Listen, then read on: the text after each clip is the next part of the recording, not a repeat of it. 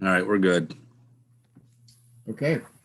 I'll call the Tuesday, April 3rd, 2021 meeting of the Monona Park and Rec Board to order. And you have noted the roll. We don't have the minutes, do we? No, my apologies. I'll have them available next month. Okay.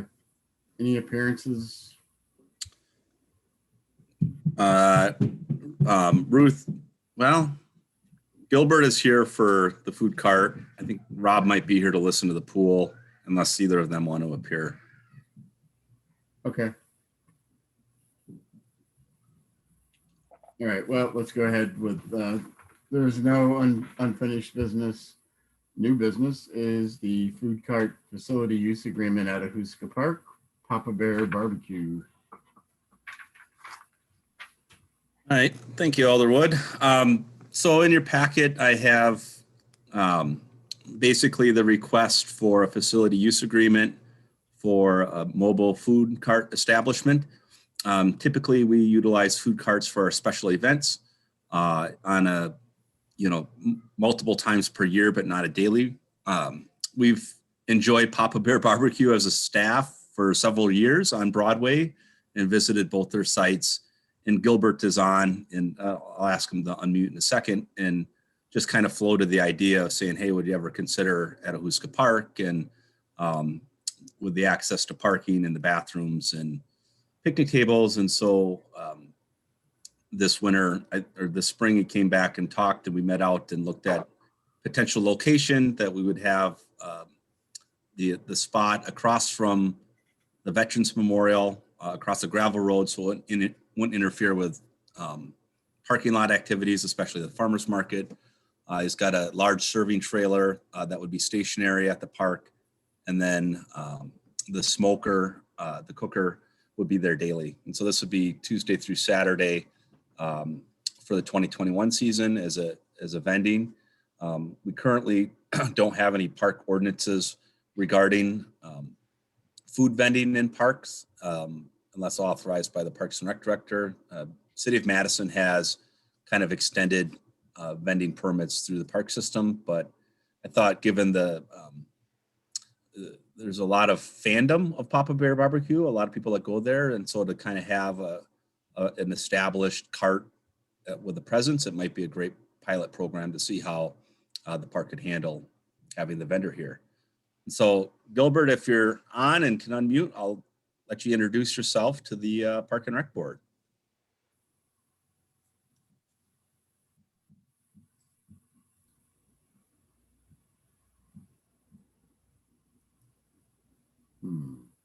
Okay, we'll see if he might have some technology issues here with getting on, but I know he is logged into this call. And if he can.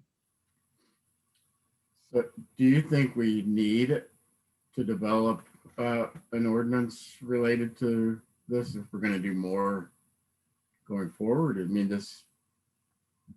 I think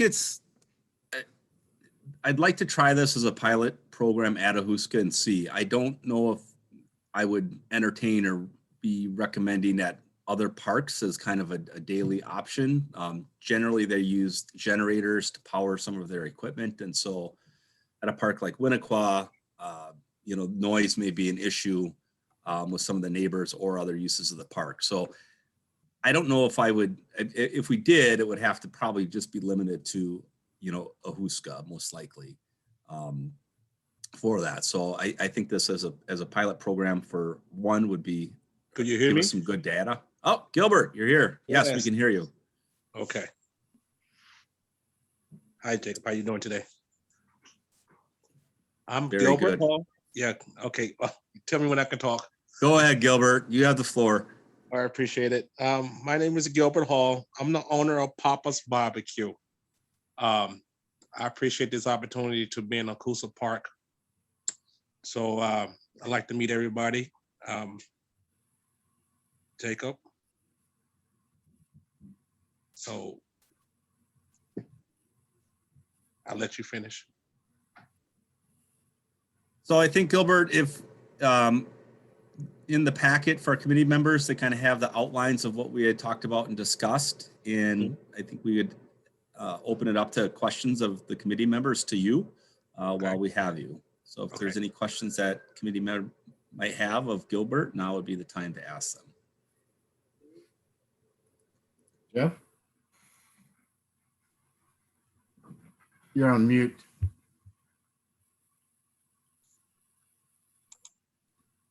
There, that probably works better. Okay, can you hear me now? Oh, okay. Hi, Gilbert. How you doing, sir? Thank you for joining us. Couple of questions. Are you the same barbecue that is at the Shell station that I think is listed as Papa's Barbecue? Yes, it is. Papa's Barbecue. Okay, so that would be the same. And you were on Cottage Grove Road for a while? No, that's Papa. That's Pop Hall Barbecue. That's Papa Bear's Barbecue. Oh, okay. Yeah, my apologies, Jeff. I wrote it down wrong in the packet. Okay, because I thought it was the one by the Shell station, but then when I looked up Papa Bear, it turned out to be the one on Cottage Grove Road that is no longer in existence. Right. Gilbert, what hours are you thinking about operating? I normally start out about 10:30, 11 o'clock. And it doesn't last very long. I'm there 3 hours out the day. I try to go to 7 hours, but I start out before 4:30 every day. Okay. That's kind of what you'd like to be doing. Yes. Thank you. Molly?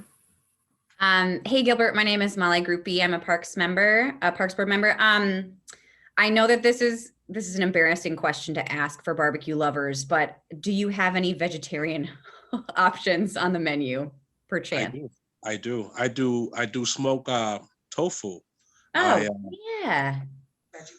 Veggie burgers. And when I have a kitchen, I just make those fresh and I smoke those also. And when the vegetables are in season, I smoke a lot of those, and we do those sandwiches also. So yeah, I have some options. That's awesome. Thank you for doing that. But also I'll probably just get the, brisket or whatever you have in the meat department. So, but let the record state that I asked. Okay, I appreciate it.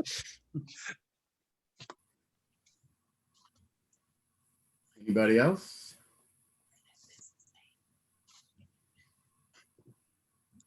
So Jake, this is one for 1 year and it's a $500 license fee. $500 per month. I'm sorry, yeah. And then this would be a similar facility use agreement that we have with like the Toby and the Christmas tree delivered, but just do 1 year. Thanks. Sorry, my apprentice is chiming in here. And then I think this would be good data to get just on, does it impact any other daily operations of the park, et cetera. And, we know Gilbert's business is very successful with the amount of people at its previous locations, and we anticipate it being very, very, very successful at Ahuska. Yeah, no, at Gilbert, I've eaten there before and it's great, and tend to kind of forget that it's there. So maybe this is a little more prominent location. So yeah. All right, so you're looking for a motion to approve the facility use agreement? It looks like Jeff and or Pat may have Okay. additional questions. Sorry. Pat and then Jeff. My question, this is for you, Jake. During those hours, are there other things scheduled at the park, ball games, or potential customers that are part of the park activities? Generally not on. There's a lot of people that like eat their lunch at Ahuska, and so some people drive there and just take out. We'd have more informal, tennis play, and just playground play at the park, but Okay. not during the lunch hour. Typically, we don't have organized activity. Okay. And Jeff. Jake, I think in our notes you had mentioned that this wouldn't be a exclusive contract that, so I guess my question would be, what if you have some other vendors that decide that they would like to give it a try also and are willing to pay $500 a month? Is there, a certain number that you think would work there? And if others do want to come in, can they?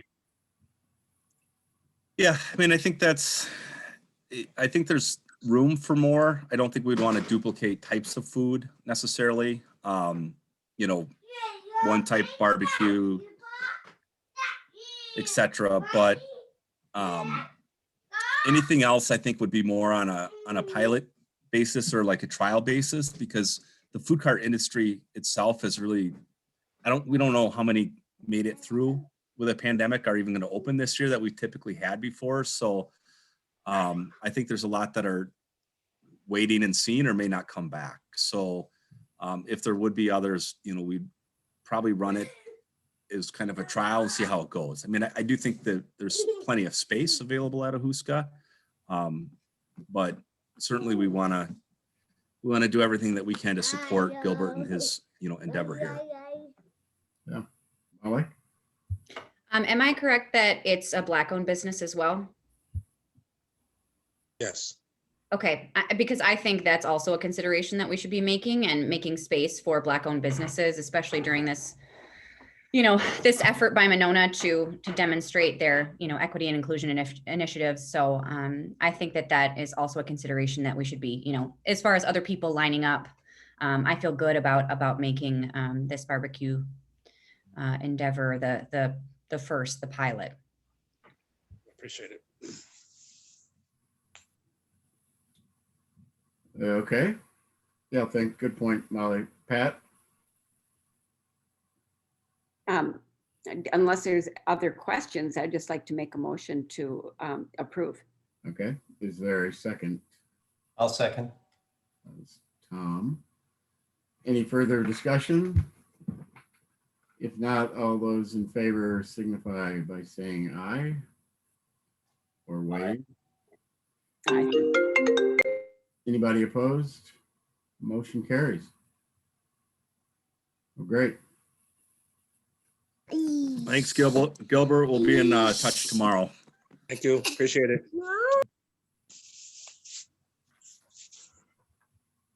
Okay.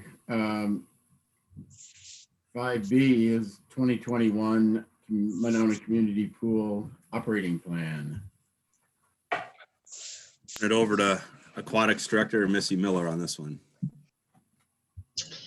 Well, thank you, Parks Board, for having us on here tonight to discuss the 2021 pool hours of operation and operation plan. I don't want to bore you with all the nitty-gritty details, since I believe you all should have the information sent over in your packet, but I am confident after running the 2020/2021 rink operation that, following a lot of the same protocols and procedures that we had in place at the rink, that we can confidently open this 2021 pool season. I know it was a disappointment to a lot of the Monona community residents that we were not open for the 2020 season.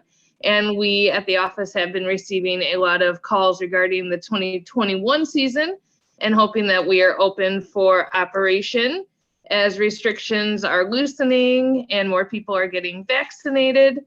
I believe that our 2021 pool plan can effectively run this season. So I just wanted to open it up to questions based off of the packet and information that I sent out, or Jake sent out before, and answer any question that you all may have. Molly? More just a comment. I wanted to thank you, Missy, because I know you've had to, redo this several times based on changing, executive orders and such. So really appreciate you taking the time to put in such detail. Has anyone offered to give the $40,000 check that they suggested last year to help with pool operations this year, or was that just a one-time offer? It's a one-time offer, no additional Too offers on the table, unfortunately. Maybe Too many next. people are, they're focused on putting that money towards the mountain bike trail. There you go. One door adventure to the other. So I had a question, Missy. Is there enough space on the deck to have 250, I think is the capacity, and have spacing? Well, with the new regulations going down to 3 feet versus a 6 feet of distance, which was previous regulations put forth by Dane County, I'm confident with the 250 that we can space it out adequately, especially with people potting in families. It is something we can entertain. Okay, and then I guess I know there's some concern out there that the case numbers are ticking up a little bit statewide, and I think in the county that, you know, I mean, who knows? It could, we might get a new order at some point, but hopefully that won't happen with so many people getting vaccinated. So I guess if that happens, we'll have to adjust.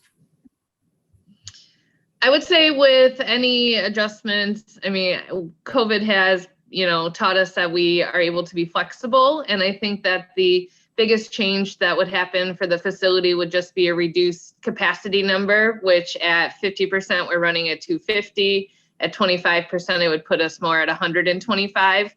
So from our standpoint, it would be something really quick and easy to change to accommodate whatever changes in the future are possible.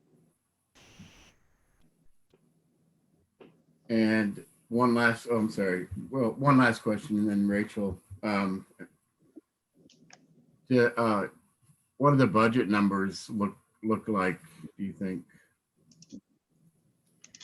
I would have to pull up what our 2021 approved budget numbers are from November, but our staffing implications would be delineated by those numbers. Okay. So, you know, Rachel, you had your hand up. And yeah, I just had a question. Sorry if this was in here somewhere, but it talked about the contactless payment system. So, and pre-purchase tickets. So does that mean, is it going to be sort of like the ice skating rink where you need a reservation like we talked about last year, or just until you fill up to capacity? Yeah, it would be very similar to the rink operations where people would pre-purchase their reservation spots online and then show up to the pool and be checked in with our roster lists. So no cash or credit card transactions unless space is allowed for walk-ins, which is what we did at the rink as well. Okay, because I know like last year we had discussions about not wanting to exclude certain community members because they might not have online access or, you know, credit card access or something like that. So there still will be an opportunity to potentially purchase in person. And we were able to take cash and credit card at the community center for rink reservations for those that weren't able to purchase online or didn't have the capability to do that. So it would be same procedure that they can come to the community center, walk-in window, or call and purchase over the phone. I just recommend that maybe in like our promotions or on the website, we make, well, I don't know if the website would help, but in promotional materials, make that sort of clear that, you know, it is still accessible to the general public. Mm-hmm. Yeah, that is certainly something we can do. And related to that, what about, I know we talked about last year too, how like some camps and daycares and schools bring like large groups of kids sometimes, or people, how would that work this year? Yeah, so the schedule, we have some specific times that are designated for just season pass holders. So that would be a special perk for those that purchase their season pass. And then during the open swim time frames that are general public admission, it would be open to anyone who would like to come to the facility. So we would allow groups to utilize the pool this year along with any other general public, but they would not be allowed in during the designated season pass holder only time frames. But they would also have to pre-purchase the tickets like we were just talking about. For their Correct. Right. Correct. Knowing what struggles and trials and tribulations our summer camp has seen and the lack of field trip opportunities and options out there for them, we're a great, safe opportunity for people to come to the pool, and we would like to be able to provide that to other facilities, but they would be pre-purchasing their tickets and spaces just like anybody else would. Okay. I guess I'm just a little concerned about, I feel like people are going to be so super excited to get back to the pool. And I brought this up, I think last year, about just ensuring that like there's equal access to the pool, you know, that, you know, the same family doesn't make a reservation every single week and, you know, thus excluding other families that might not be able to get in. And maybe with now that the numbers, the capacity is much higher than, you know, we contemplated in the past, maybe that won't be an issue, but I feel like there's going to be a mad rush of people wanting to use the pool. And I just hope there aren't disparities with this sort of online reservation system. We would be doing a rolling registration window similar to the rink, that we have 2 weeks open at a time. So you can't go and book out every single week throughout the whole summer. So as long as you're reserving within that 2-week time frame, you know, you can't pre-book ahead a bunch of spaces. Okay, that's good. Okay. I think that's all I had.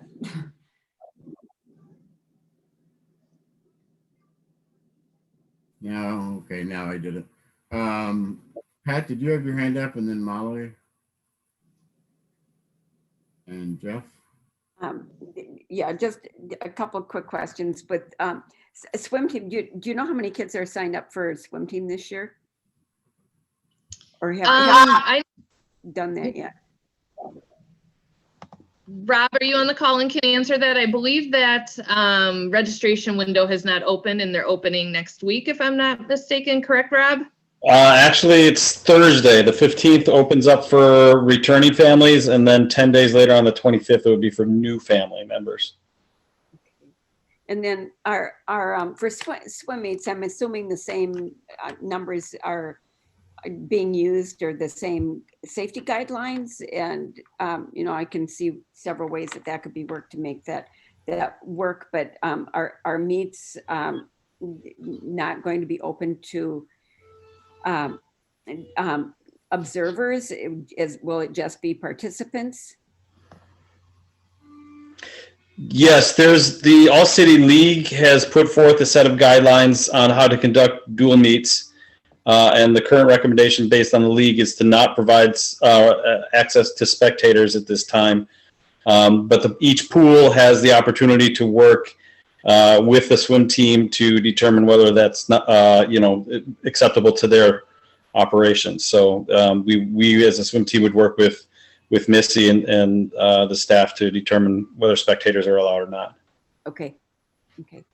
Thanks. Yeah, and then the only other question I had too was, it looks like deck chairs aren't going to be put out this year. People can bring their own chairs. Are there restrictions on that, or just sort of like if you're showing up at a soccer game, you just bring whatever you have to sit on or a towel to sit on? Exactly, Pat. Just like if you're showing up to your soccer game without any additional bleachers or seating. With the small transition times, which is 15 minutes in between each swim session, we just don't have the staff capacity time to sanitize all 200 chairs. So for this season, we're going to be chairless and BYOC, bring your own chair. Okay. But I did want to, Pat, just kind of clarify just a quick thing within the rules and guidelines that are out there right now. Even though they took off mass restrictions, mass gathering restrictions, any mass gathering that happens within a business facility still adheres to that 50% business capacity that they're running at. So Rob and the swim team have done a really good job on putting together their plan and submitted it, or they haven't submitted it yet, but are submitting it to us. And we'll review it and make sure that all guidelines are met, but they do have to still adhere to that set capacity at the 50% limits. Okay. Okay. Oh, overall, I'm very impressed with the plan that has been put out there. I was impressed last year with all the work, Missy, that you did with trying to have a plan in case we move forward with that. So I appreciate all the details and the hard work you put into this. Molly, go ahead. Just a note, I want to amplify Rachel's comments about equity issues and just make sure that we are offering when we can, maybe a phone number if people don't have the ability to book online, that they could call potentially and work with staff that way. Also potentially to use other methods of payment if they are not able to pay by card or what have you. Just a note in the document, it still says 6 feet of distance, so that may need to be altered before it comes to final review by council, just to fit what you were saying with 3 feet. And then the last thing, first of all, I'm excited about this. I feel a lot more confident this year than, I mean, last year was just such a big question mark, and we've gotten so many positive developments with, vaccinating Wisconsin's population, and also, the lifeguard staff, being that they're teenagers, et cetera. I was really excited to hear from you today that some have already been, summer staff have already been vaccinated. How do we handle, and again, I apologize if I missed this in the document, but is there any plan for, I don't want to say discipline, but if people are not following or adhering, to the guidelines, is there a way that we can request, politely that they leave, or what are the, what are the parameters surrounding infractions of the policy? Yeah, so staff did a really great job monitoring, and we had great signage at the rink about, masks must be worn over, nose and mouth. The pool is a little different, that when they are swimming or actively moving from their safe space pool deck to the pool, they do not need to wear a face covering. So I do think that kind of is a little different than at the rink, where they had to wear it 24/7 whenever they were at the facility. So I do think that is going to pose a little challenge for staff to figure out who is actively moving to actively go swimming versus moving around and not social distancing correctly. But I think with adequate signage and staff training and conflict resolution, we'll be able to approach, people at the facility that are not following the rules. And at the rink, we did a 3-strike system that, we had your first, polite ask, your second polite ask, and I'm sorry you're not following our rules and procedures at the facility. We are going to have to ask you to, put it up or leave. And they have to make that conscious decision on what they were doing. I think that's a great plan. And I'm just wondering if maybe we want to have a disclaimer in registration for season passes, et cetera, with some language that specifies that as well, so that people are taking it seriously. I do have it already on our receipt, or anytime you would purchase a season pass receipt or a ticket, the rules and regulations of our COVID-19 policies. Jeff, did you have your hand up earlier? I did, thank you. And I think 2 of my questions have been answered already. I was going to ask about what you had written, Missy, about people are going to be encouraged to wear face coverings when they're entering the pool. And I think I heard you talking with what Rob said, that it's going to be that people are going to be required to wear face masks if they're on the deck. Is that correct?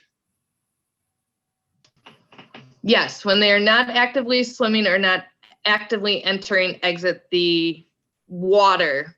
I shouldn't say pool because that may get, a little confusing, but not exiting the water, they do not have to wear a mask. Okay. But when they're just out on pool deck, hanging out or conversing with other individuals, they will need to have a face mask on. Okay. And then it sounds too like you were mentioning the conversation you had with Molly, that your staff are getting vaccinations. And is that something that you're encouraging all of the staff to have the vaccination if they're able to get it scheduled? Yeah, so currently anyone over the age of 16 is eligible for vaccines with Governor Evers' new release. Now, we do hire some that are 15 years old, so they don't meet qualifications yet to receive that vaccine.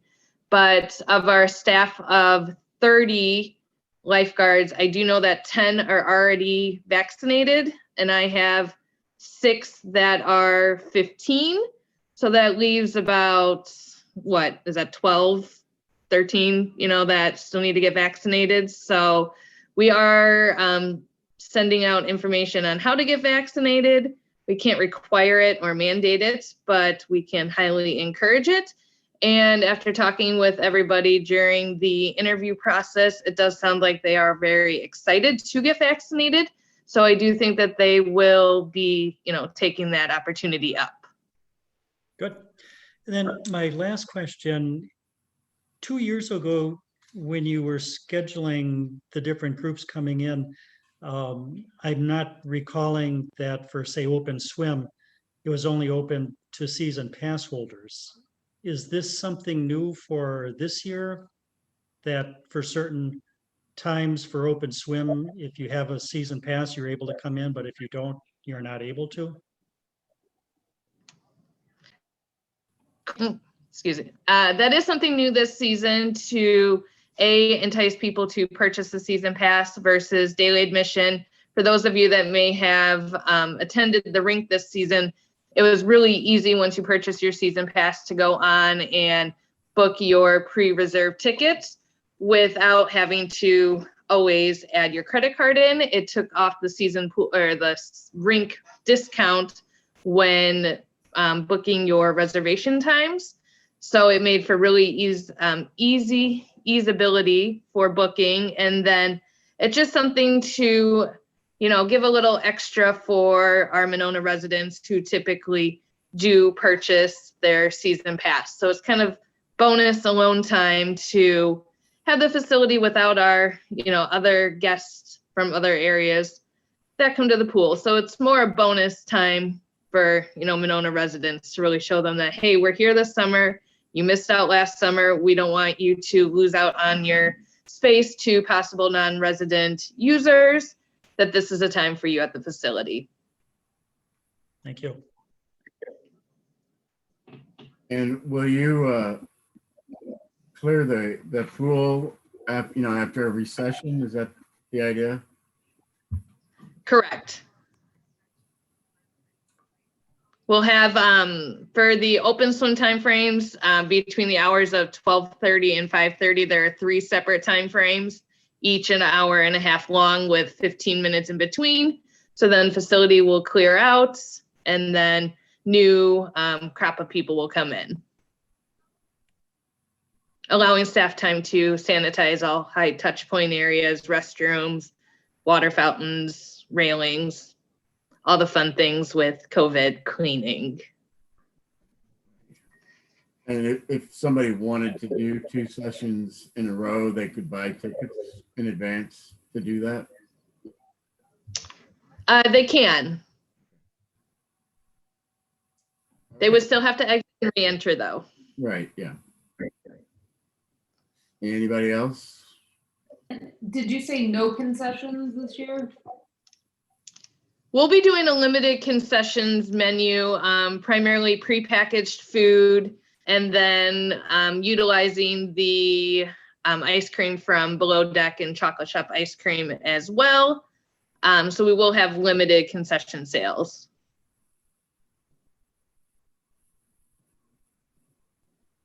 Okay. Anybody else? Any other comments? Okay, so you're looking for a motion to recommend approval, Jake or Missy?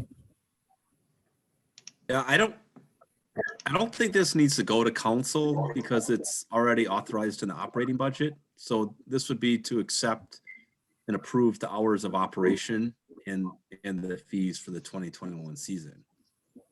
Okay.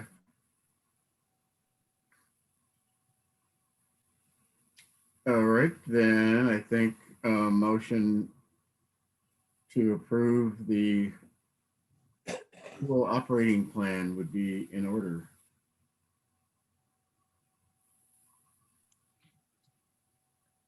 Jeff, I'll move to accept the plan and the hours that have been proposed to us.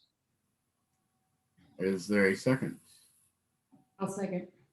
Rachel, okay. Further discussion? It's really exciting. Glad to. we can Doug, do- you can't see my hand. Can I ask one question in terms of further discussion? Sure. I apologize. I'm having trouble with my larger computer here.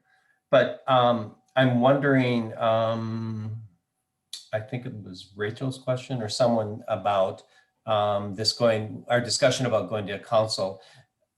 At the risk of asking a ignorant question, does something like this, when we are formulating rules of operation for, continues to be an unusual reason, does that automatically go to council members? And I know we've got 2 members on the board here. Will you get a packet of this? I agree with Jake, it probably doesn't need to be passed, but will you get it as a point of information? If we did, as a, routinely, I think it would be in the director's report that we get. Okay. It just strikes me as not to go too far aside here, but so much of the election discussion was around transparency and giving information out. That would be kind of a good general policy, I think. It's particularly in a case like this where there are unique rules governing the use of a public facility. Yeah, I agree. It probably would make sense to,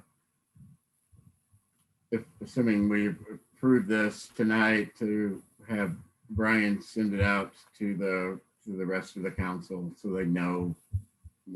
I guess my thinking too, is Doug, is that the chances of the 2 of you in particular and other council members not being asked about this are minimal.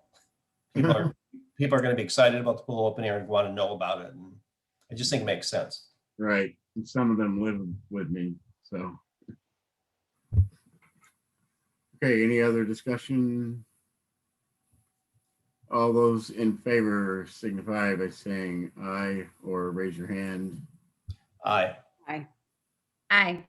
Any opposed? All right, motion carried unanimously. Thanks, Missy.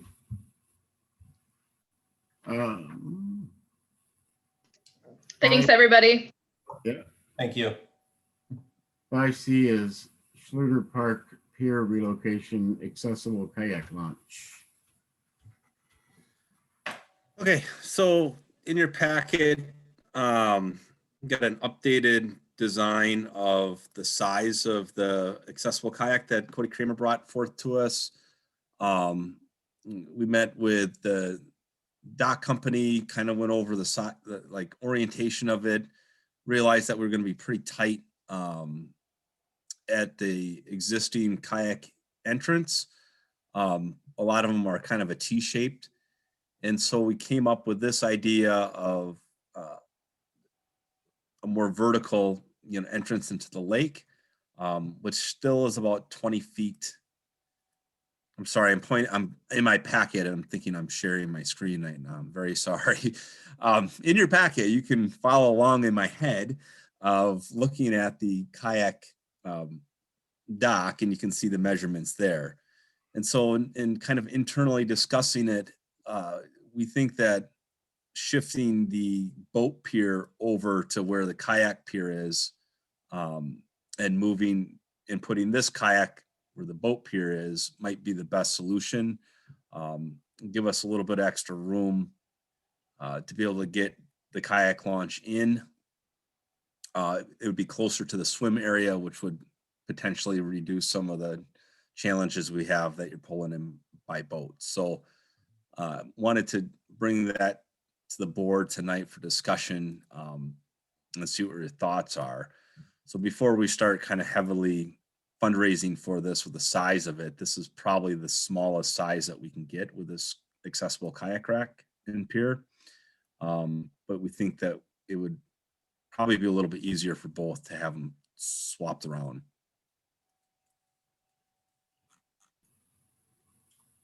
Okay, questions, comments? Kelly?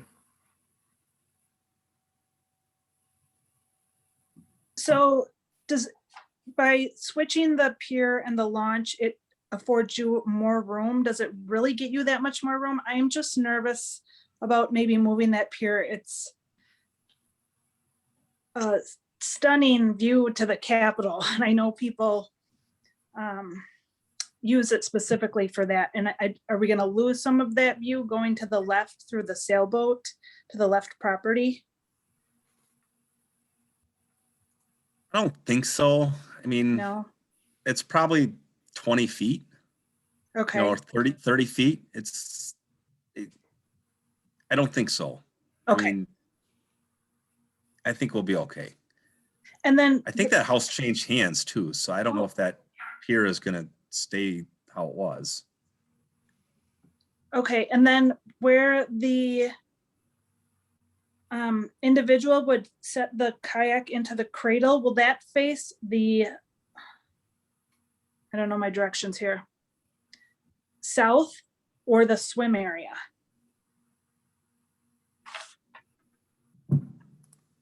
It would face west out into the lake.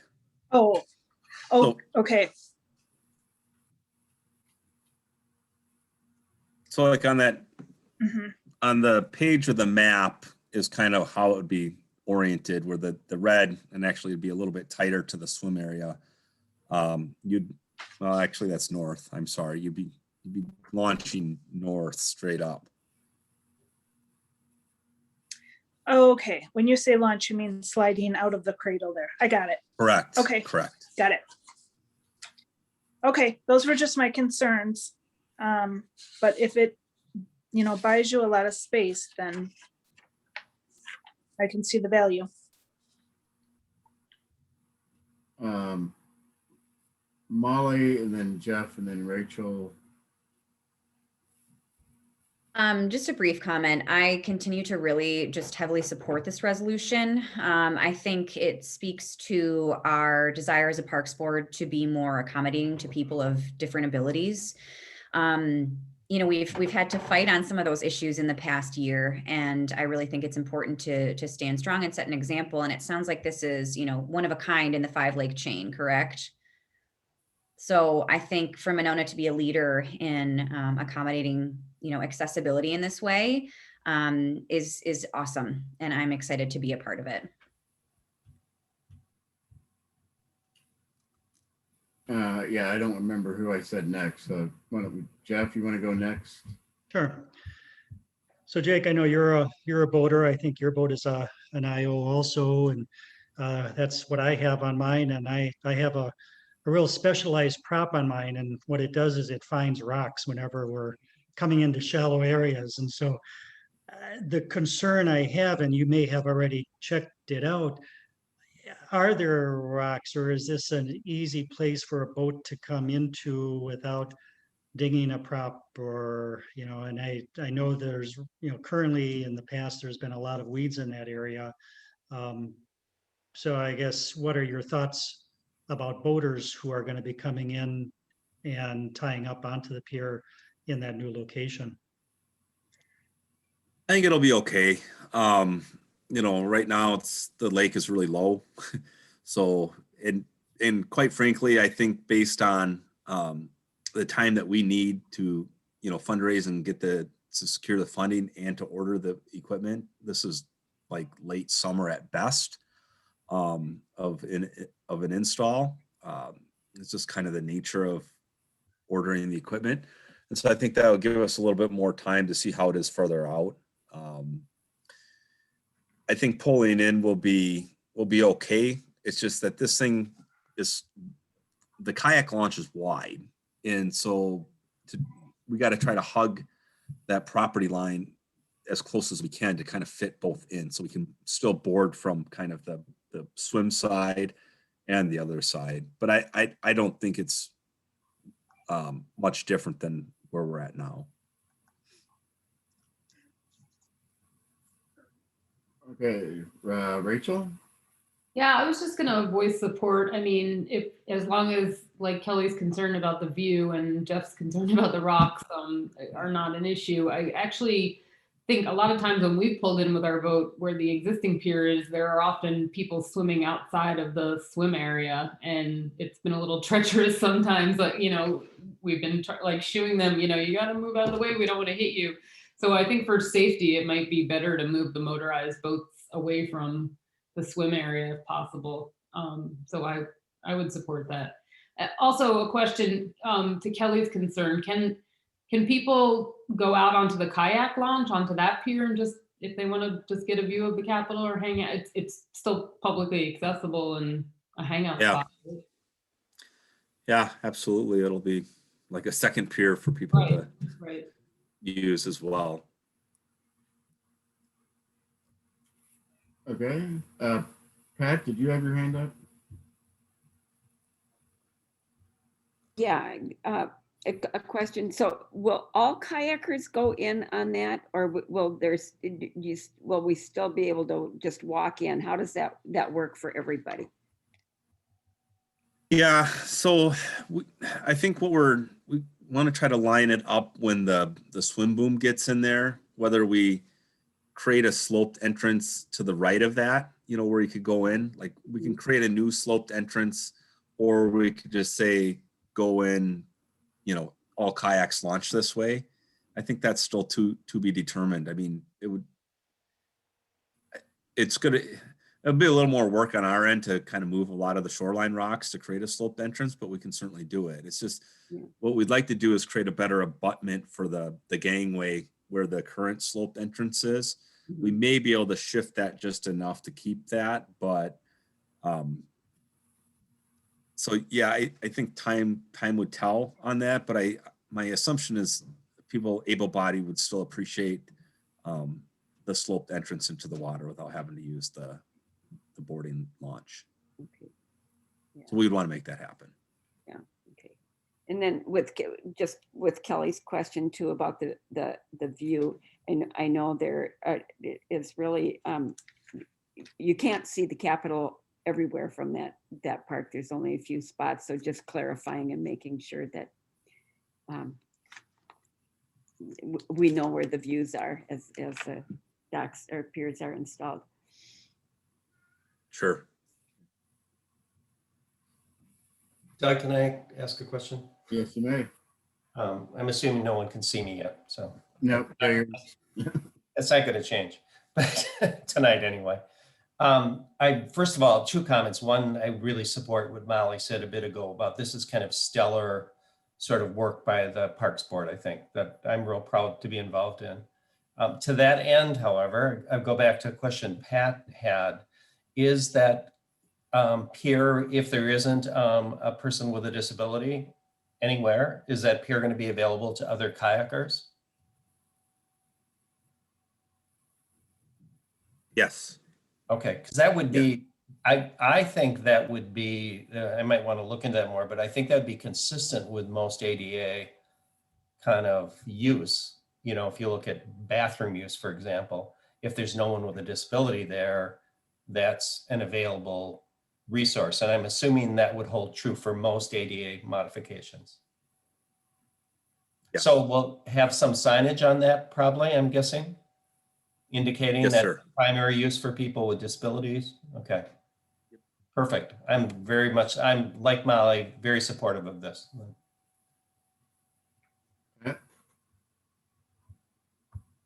It's another question on that.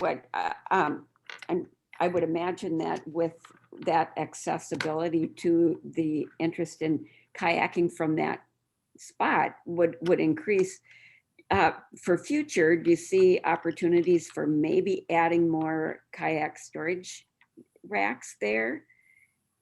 So, you know, just something to keep in mind. And then of course, we talked about this last year a little bit too. I know we've had people who those higher racks are harder for some people to lift, especially older people, and asking about racks that might be a little easier for them to use. So just to throw it in the mix as we're trying to make kayaking something that as many people can do as possible.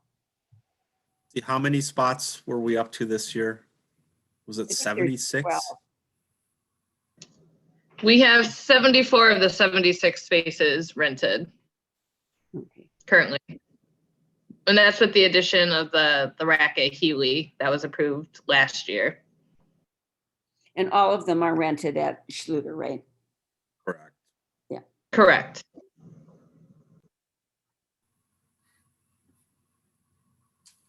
Any other questions? Yeah, Missy? Just two comments that I have, kind of going along the ADA accessibility, but also with the use of seniors as kayakers. Our launches sometimes can be difficult for those seniors to enter the water. So I think that this would be a great option and safe route for them to enter the water utilizing this pier. And then to Jeff's question on the sandy beach, we do a lot of boating as well, and a lot of night boating with lights on it. And that area over by Schluter and in between what was formerly Fritzy's house is a very, very sandy area. So there's really no rocks to be worried about in that area. Very nice sandy water.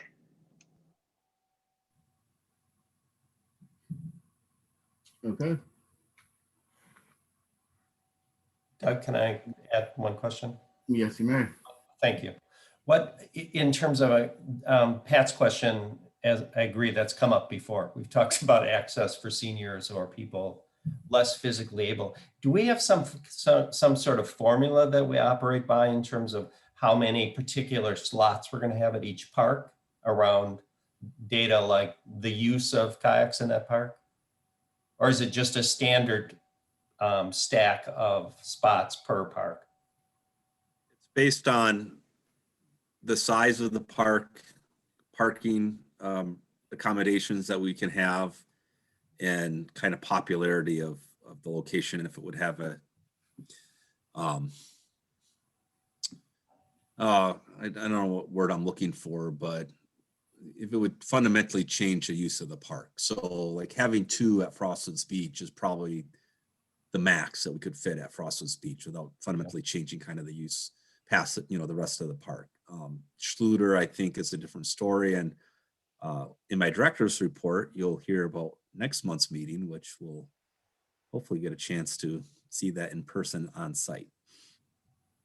If we do, I was asking a question related to Pat's question, and I do think if we do put 20,000 and our goodwill behind making ADA accessible kayak, it would make sense to me if we do end up putting more racks in, that we reserve the lower racks for primarily, number one, people with identifiable disabilities. Because it would be, I have a friend, for example, that'll use this, that it would be wonderful for him to be able to store his kayak there during the summer, because it would create a whole nother issue, loading his kayak on a vehicle or getting someone to come and pick him up. It just kind of follows, I think.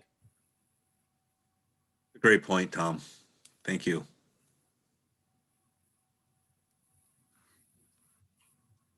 Okay. Looking for a motion to recommend going forward. I'd like to make the motion to recommend this. Is there a second? Sure, I'll second. Any further discussion? Yeah, I think this is a great project. I think I probably would use it. It's getting in and out of the water in a kayak. That's usually where I end up getting wet. It's not out in the lake. So,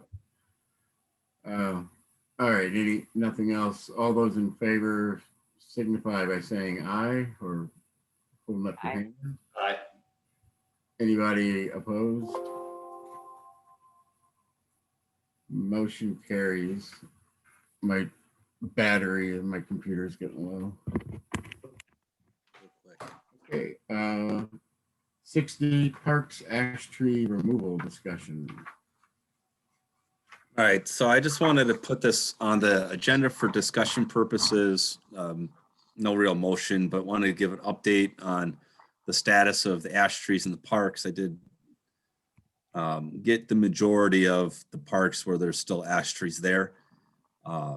Basically, Winnequa is the one that, at least internally, as staff kind of discussed of like how do we want to approach this as we move forward? And, you know, we're starting to see quite a bit of decline in all of the ash trees. Some have been taken down, some will need to be taken down sooner rather than later. But I think want to get some direction if we want to look at doing this in a project that may be grant eligible at Winnequa Park, for example, versus kind of just taking a few per year. I do think we're going to hit a year in the next couple where we could be in some significant challenges with the rate that they're decaying. What do you mean when you say grant eligible? So if we did, let's say, for example, we did a project where we're going to remove all 44 ash trees at Winnequa Park in one project as part of an urban forestry grant, that may be a portion of that may be 50% grant eligible. So if we kind of identify this as a project and then a replanting plan together through the Wisconsin DNR Urban Forestry Grant, then it becomes eligible. But just kind of what we're doing, taking them out, you know, 2, 3 at a time or 4 at a time in the normal capital project isn't a grant eligible expense. So you have to do it at one location? You can't sort of have it the same number of trees spread out? You could, if we were going to spend like $50,000 in contracted removals. So it's like a 20, you know, it's a 50% match grant. So I think it's up to $25,000. I think I thought I saw some hands before, maybe not. Jeff? I guess, you know, when I first read the notes, I was looking at option A and option B and thinking I didn't like the idea of option B of just going in and taking out all the trees at once. I like it a little bit better now that you've talked about a grant. You know, how likely is it that there may be money available to do that? And I think that becomes even more plausible, you know, for people accepting going in and cutting out a good number of trees, knowing that it's saving the city money. We'd be looking at a 2022 grant. You know, this would be part of a capital budget discussion if we wanted to do it all at once as part of a 2022 DNR Forester Grant. So we're probably looking at a 2023 most likely project of when that grant gets awarded. I don't know if we're, I mean, I need to backtrack on that because I might be getting my grant cycles mixed up of when they get awarded and when can you start doing the work. Ideally, if we were to do this route, this would be a project for next year, for 2022, to be able to do the removals over the winter, and then start with the replanting in the spring of 2022, worst case 2023. So it's just one where the urban forestry grant is competitive, but it's not necessarily as competitive as stewardship. And given the, you know, the amount in this park and the impact that the park has, I think we would be able to score pretty high on our grant application. Because it's not just for the removal, it's for the replanting as well and the reestablishment of trees.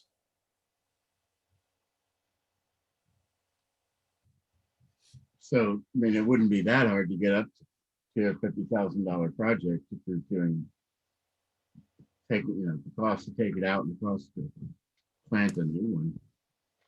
Correct.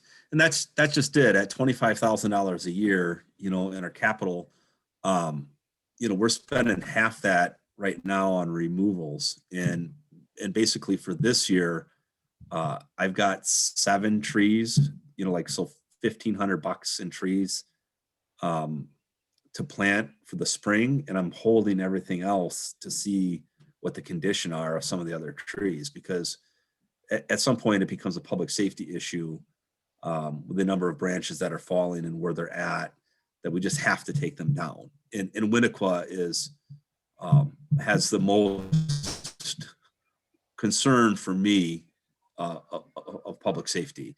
Some of the other locations that don't get as many people, not nearly as potentially dangerous.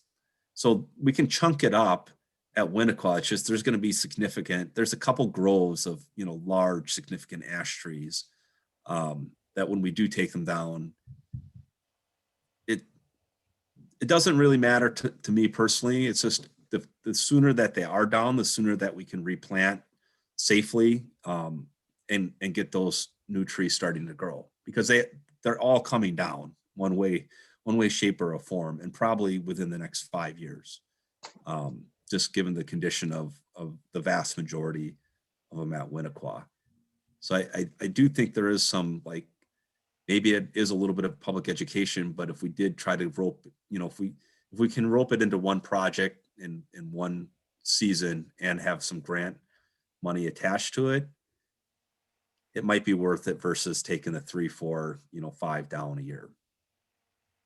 So I don't know if we're going to run. I just feel like we may be running out of years over the next couple of years. Yeah, I just did a little reading again today about it, and I think the tree, usually their trees don't last more than 5 or 6 years after they get the disease, right? That's correct. And I mean, we saw a pretty significant decline from 19 to 20. And certainly over this last year, you see a lot of the bark falling off. Well, that's all from woodpeckers pecking at the wood to try to get at the larvae. And that seemed like incredibly more over, from 20 to 21. And so we'll have a much better idea at next month's board meeting as the condition of some of them, if they're standing dead, if they are getting foliage and they're still, leafing out. If they're still leafing out, got a couple, maybe 2 seasons left, but the ones that I get worried about that just have no leafing at all, or it's all really low and then really thin at the top. So, and there are a couple areas around the playground, the shelter, at Winnequa, over by the fireman's playground, that could be significant. We just had our first day of, mowing today, and I was out, and the amount of just dead branches that have fallen down is pretty significant as well. Yeah, I mean, I think doing it, all at once in Winnequa Park is potentially going to be a lot more controversial. Although maybe by this point, everybody kind of understands ash trees are going away. And so, I don't know. What do you guys think?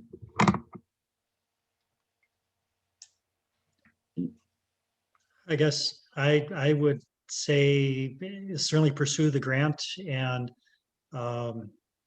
move forward with having to remove the trees. If you don't get the grant, then maybe it's where you pull back some. You'll know more by next month also, but I think pursuing the grant makes a lot of sense.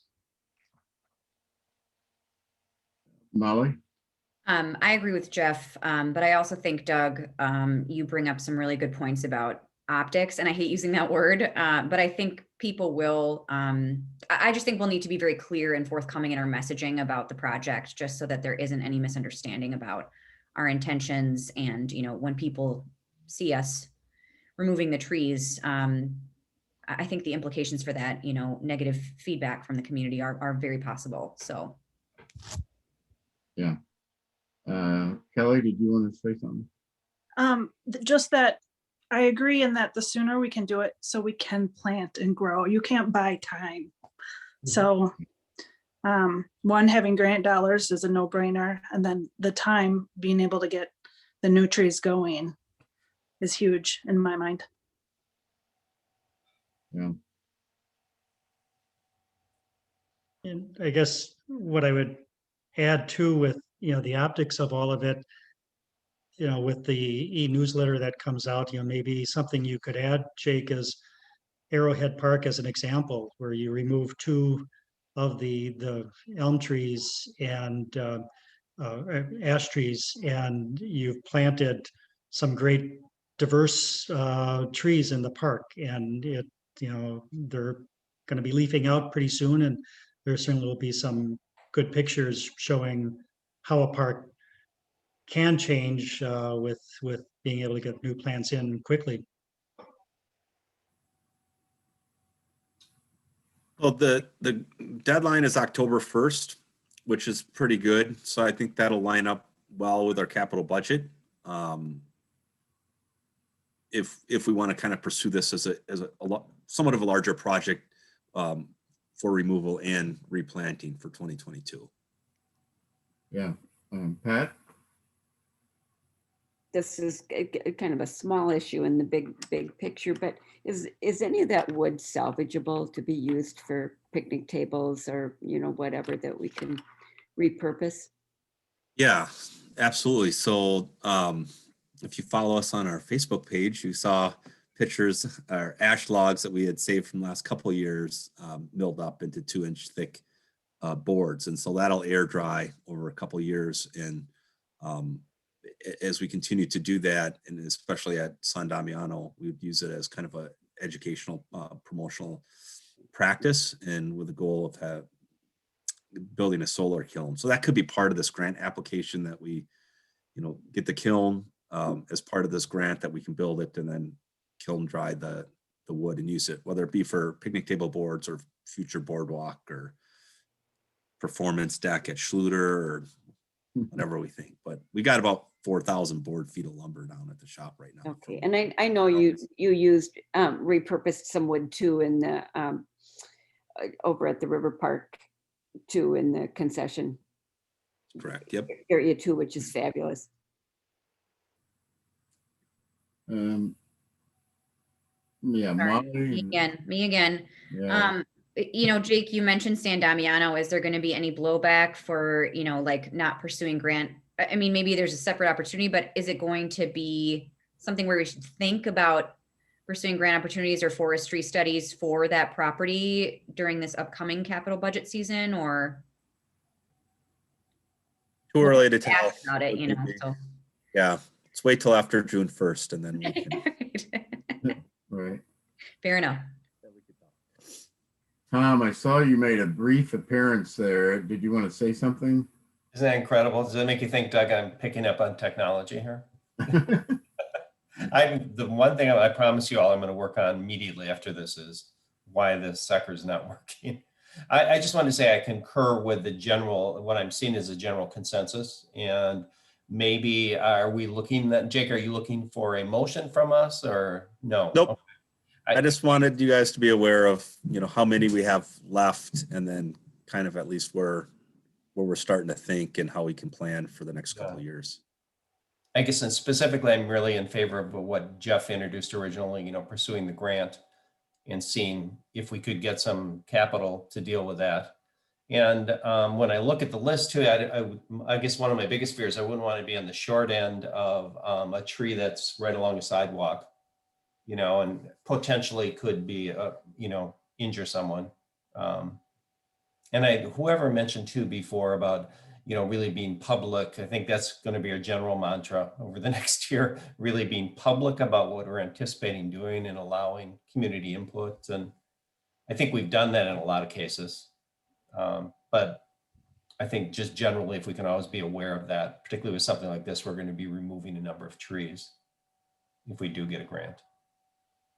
Otherwise, Jake, a compliment to you again with your ability to, short of that, your ability to kind of look at which ones are dangerous, and let's focus on that first. I think that makes sense as another alternative.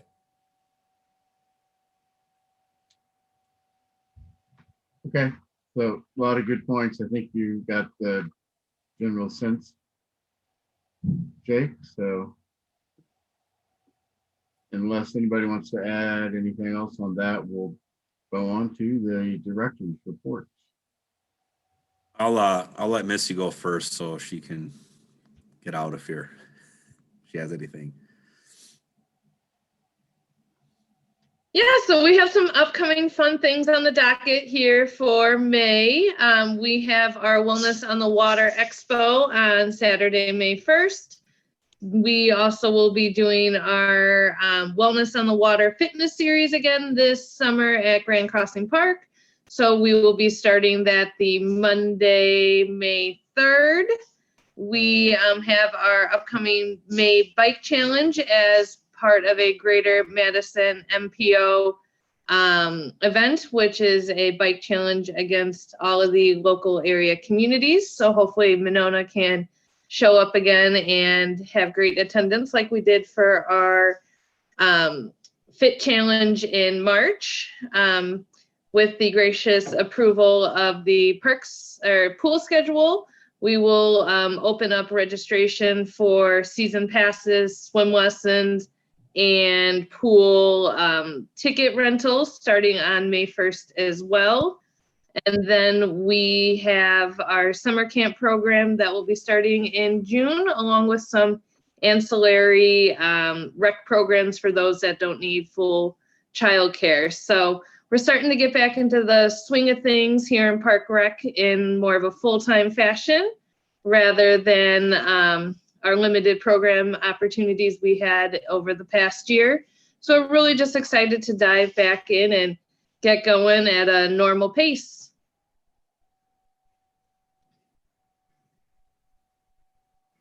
Okay, so for park operations, shelters and bathrooms are all open except for Oneida and Schaefer. We'll continue to, we'll get Oneida open next, then Schaefer as we look to the adult softball season, which is going to be starting in early June. B-Cycle installation is happening tomorrow. We go live on the app on Friday. I'm waiting for the mayor, but we were looking at doing ribbon cutting. So I believe B-Cycle is hoping to do Friday at 10:45. I will confirm tomorrow to do a quick ribbon cutting ceremony.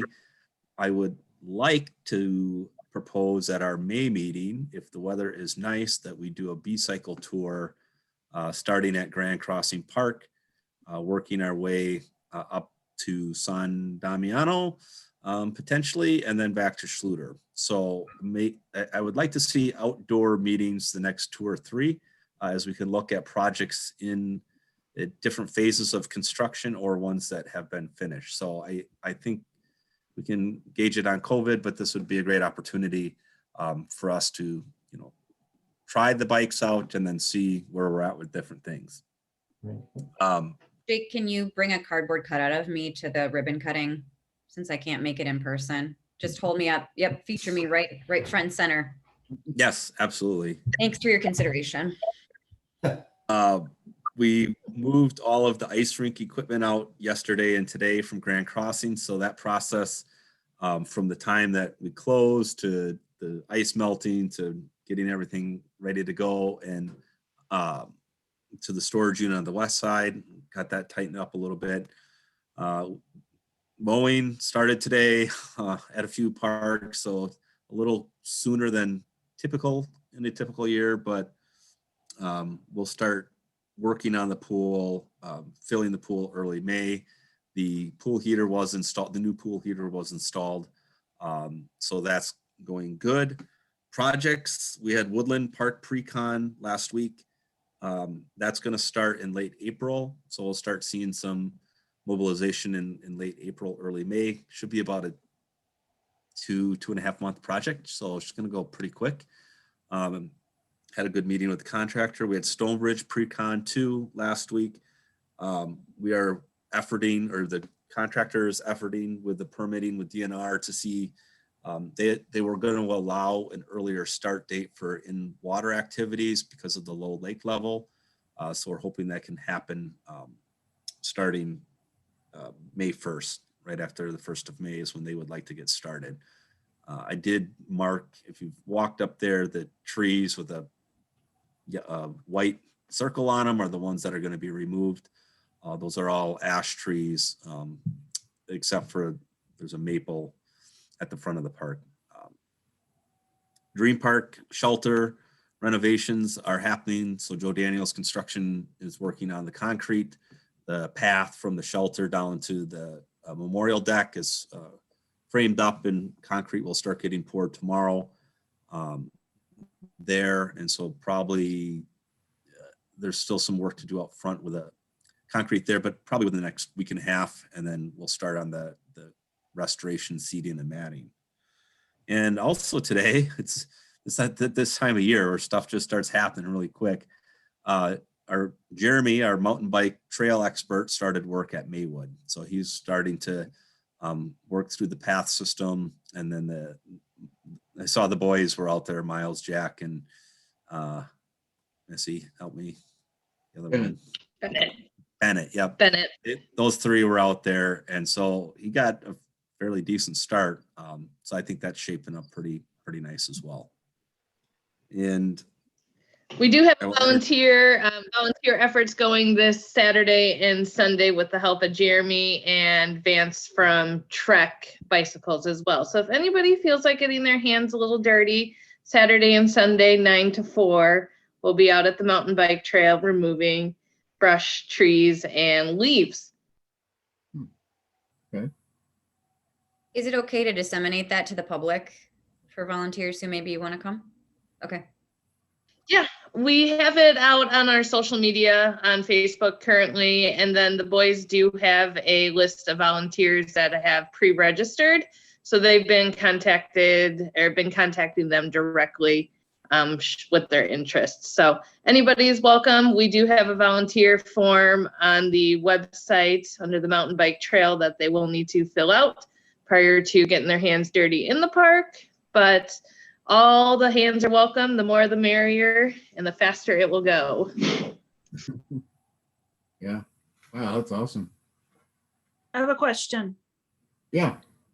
Do they have to be 18? Does an adult have to be present to volunteer? They do no, not have just sign their life away, Kelly, and Okay. fine. I'll Yep. try and get them down there. Yeah, as long as the waiver is signed, we're all good. Okay. I think that's everything other than we have MESBA is doing a park and public space cleanup on Friday, 1 to 3. We are going to do our normal Parks Pride volunteer day the following Saturday, the 24th, which is also an e-cycle event that's happening at Ahuska Park through the Sustainability Committee. We're in pretty good shape overall, I would say, on a kind of a startup on a spring basis. So I'm fairly happy. We're not totally scrambling, but there's certainly areas in the parks that can be worked on with volunteers. And I know I'm missing something, but it'll come back to me, so I'll take any questions, comments, or concerns. Anybody at Pat? Just to add one other thing that's going on with that Earth Day weekend, besides the e-cycle, too, this isn't a cleanup, but and Molly, correct me if I'm wrong on this, there's a kayaking outing for whoever wants to join that just follows the shoreline of Monona, starting at Old Brick, going to Rutabaga. Do I have that right, Molly? I may be getting confused, but I think maybe that was postponed. It got postponed. But I'll reach out to Nancy because, I think it was kind of her project or her information. So I will reach out and get back to the Parks Board on that. Okay, yeah, I had that on my calendar for the 25th, but yeah, that'd be great if you let us know. Yeah, Jeff?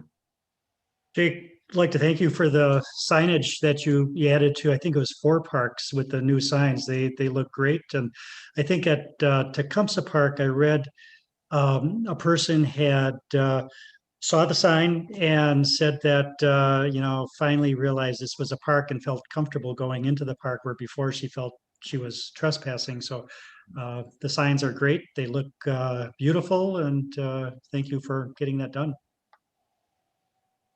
Well, thank you for helping to get it approved in the capital budget. But yes, so we have 3 left. We have 3 Meadows, Waterman Way, and Winnequa Park actually still have some of the old style signs. And it'd be nice if we can knock those off next year. But thank you. Yeah, I agree. I think they turned out great. One other question. Wasn't Nancy Moore sponsoring or involved in sponsoring a trees in the park, or where you could purchase trees and demonstrate them? Not demonstrate them, but exhibit them. Do you remember that discussion about 3 meetings ago? When is that occurring?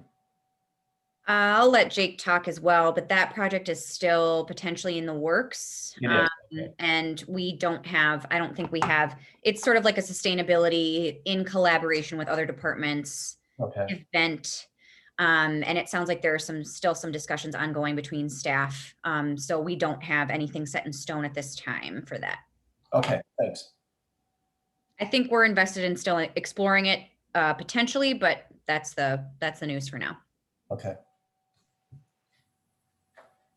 Okay. Anybody else? So Jake, did you remember? No, Missy, am I forgetting anything major? I think that's it. We have a lot going on, and it's definitely the start of spring. Yeah, it's exciting. Oh, we did have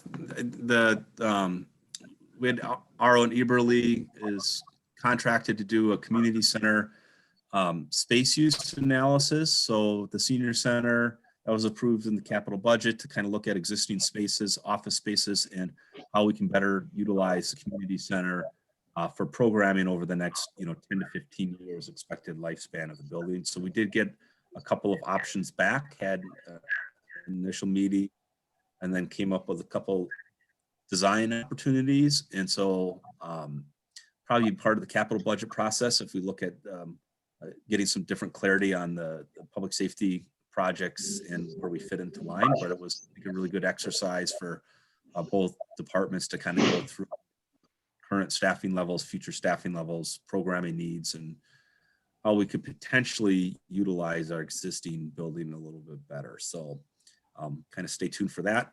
I've met with a couple residents over different things, different parts of the city, and looking at how we can engage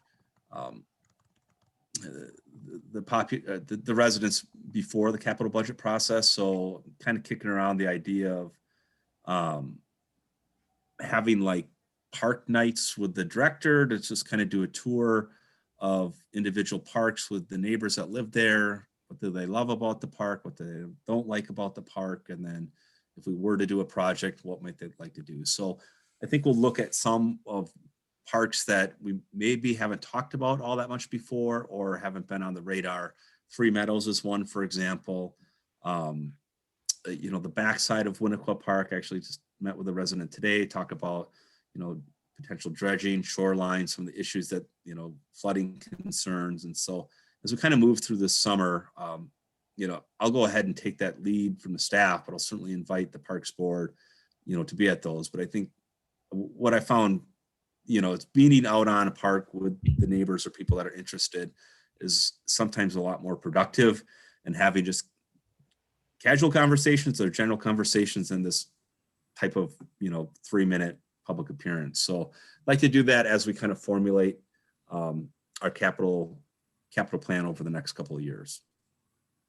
Okay, yeah, good idea. I love that. I posted this in the chat, but Nancy did respond that the kayak outing has been postponed till the fall, just so we can spread out events a little bit more.